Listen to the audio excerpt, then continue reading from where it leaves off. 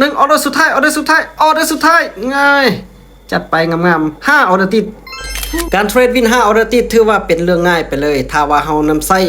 MACD และแนวโน้มของตลาดเป็นต้องตามเทรนให้ได้ก็ถือว่าการวิน5ออเดอร์ติดนี่หลายครั้งที่ว่าค่อยเคยเทรดมาได้เพียงแต่ใช้2อย่างนี้มาเบิ่งวิธีการนำใช้นำกันเลยเพื่อให้ได้เทคนิคดีๆและเทรดวินทุกๆครั้งมาเบิ่งนำกันเลยตอนนี้เข้ามาที่ตลาด BNB ก็ถือว่าเราจะใช้เพียงแต่ MACD และแนวโน้มของตลาดเท่านั้นในการเทรดในครั้งนี้ต้นทุนแม่น510จะไปที่60เลยตอนนี้เบิ่ง MACD ใกล้จะตัดกันขึ้นแล้วบ่เห็นบ่แนวโน้มของตลาดขึ้นไปซื้อขึ้นไปทันทีแนวโน้มของตลาดนี่ใกล้จะเป็นเทรนขาขึ้นแล้วพุ่งขึ้นไปเลยเพราะฉะนั้น MACD ใกล้จะตัดขึ้นไปเพราะฉะนั้นเราตามซื้อทันทีเลยออเดอร์นี้ก็ถือว่าตามแนวโน้มของตลาดอย่างเดียวและก็ตามเทคนิค MACD อย่างเดียว2อย่างนี้โอเคการที่ว่าจะปิดซื้อนี่สูงเลยขออย่างเดียวให้มันเป็นแนวโน้มขาขึ้นไปแล้วตลาดอย่าสวิงเด็ดขาดโอกาสที่จะวินติดนี่หลายออเดอร์เลยมาออเดอร์นี้2 1ออเดอร์แรกจัดไปวินงามๆตอนนี้ก็คือถือว่าพุ่งขึ้นไปเนาะเบิ่งจังหวะนี้จังหวะที่ตลาดนี่MACD ใกล้จะตัดแล้วตลาดก็ใกล้จะเป็นเทรนขาขึ้นแนวโน้มเป็นเทรนขาขึ้นเฮาซื้อขึ้นไปวิ่งงามๆออเดอร์แรกก็ถือว่าจัดไปแล้วออเดอร์ที่2ต่อออเดอร์ที่2นะอย่างน้อยก็ต้องจัดสัก4-5ออเดอร์ทิศนี้สุดยอดเลยมาออเดอร์ที่2ออเดอร์ที่2นี่จะไปประมาณ30ไป37นะซื้อขึ้นไปอีกตามซื้อนะโอ้พอดีแห้งซื้อนี่พักดัน MACD จะตัดแล้ววันนี้เนาะถ้า MACD ตัดขึ้นไปงามๆนี่จัดไปเลยออเดอร์2ออเดอร์ติดนี่งามๆนี่แหละมาตอนนี้ก็ถือว่าพักดันขึ้นยิ่งมีการปฏิเสธแห่งขายนี่พุ่งขึ้นไปงามๆแบบนี้ MACD ใกล้จะเขียวแล้วเป็นจังหวะที่2อีกเพราะฉะนั้นออเดอร์ที่2ต้องมาลุ้นนำกันโอ้นิ่งๆนะนี่ 100% เลยนะจัดไปนะ 100%ออเดอร์ที่2จัดไปวินงามๆโอเคเบิ่งเลยจัดไปออเดอร์ที่2พุ่งขึ้นไปแบบนี้นะเมื่อสังเกตแนวโน้มตลาดเทรนขาขึ้นมาแล้วตลาดเทรนขาขึ้นมาแล้วโน้มขึ้นไปแบบนี้โอกาสวินก็สูงนี่แหละมานี่เนาะจัดไปออเดอร์ที่2แล้วออเดอร์ที่3ต่อเลยออเดอร์ที่3ถ้าว่างามๆขึ้นไปแบบนี้นี่สุดยอดเลยละ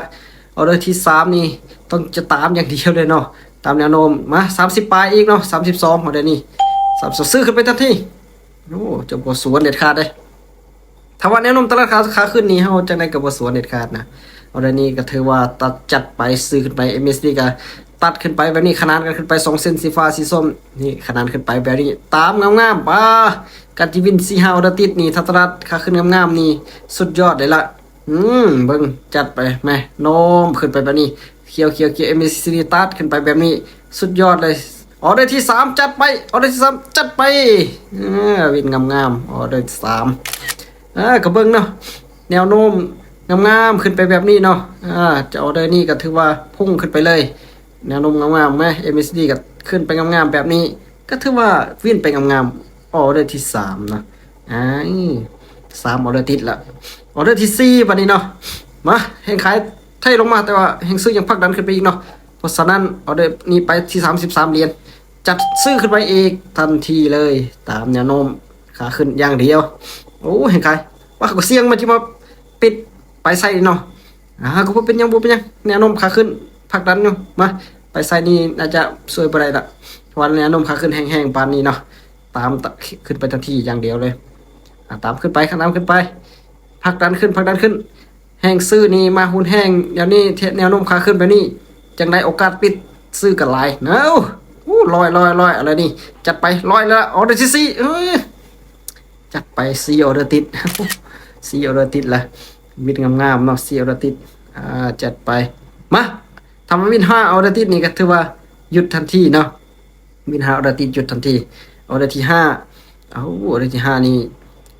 เริ่มสลับแล้วเนาะ34มาเริ่มสลับแล้วออเดอร์นี้เริ่มสลับแล้วแต่ว่าแนวโน้มยังขาขึ้นอยู่แห่งขายเทถึงจะเทจากไหนก็ออเดอร์เดียวสู้ซวยบ่ได้ซื้อขึ้นไปทันทีอีกตามซื้ออย่างเดียวแต่ว่า MACD ยังบ่ตัดนะ MACD ยังบ่ตัดเบิ่ง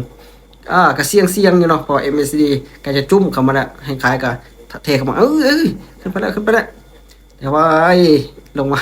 อ๋อต้องมาลุ้นออเดอร์สุดท้ายนี่ต้องมาลุ้นแล้วจัดไปงามออเดอร์ที่5ถ้าว่า5ออเดอร์ติดนี่แน่นอนรางวัลต้องมาแล้วล่ะจัดไปนิ่งไว้5-6วินี่โอ้ยมันจีลงมาประเดี๋ยว2-1ออเดอร์สุดท้ายง่ายจัดไปงาม5ออเดอร์ติดสุดยอดบินงามเลยนี่แหละโอ้ถ้าว่าออกออเดอร์เดือนติดกันนี่ออเดอร์เดือนติดโอกาสรับรางวัลเลยโอ้ออเดอร์เดือนติดนะโอ้10 โมง36 37 38 39 40รับรางวัลเนาะแต่ว่าตอนนี้มันจะดนเติบเนาะดนเติบมันจังจะส่งรางวัลมาให้เพราะฉะนั้นเราจะมาเปิดภายหลังเนาะครั้งนี้ก็ถือว่าตาม MACD และแนวโน้มของตลาดกำไรมาที่180ปลายเนาะต้นทุน500ปลายโอ้ก็ถือว่ากำไรมา3ล้านปลายอีกเนาะโอ้รับรางวัลพร้อมลองกดรางวัลโอ้ยังบ่มาเนาะยังบ่มาจะมาเปิดครั้งต่อไปนะก็ถือว่ามีกำไรอยู่3ล้านปลายเกือบ4ล้านเนาะวินฮาวและติดโดยเทคนิคง่ายๆก็คือตามแนวโน้มของตลาดและ MACD เท่านั้นเบิ่งงามๆขึ้นแบบนี้ขึ้นแบบนี้ตามซื้อทันทีอย่าลืมว่าทุกๆการลงทุนมีความเสี่ยงต้องศึกษาให้ดีก่อนลงทุนเดี๋ยวพบกันใหม่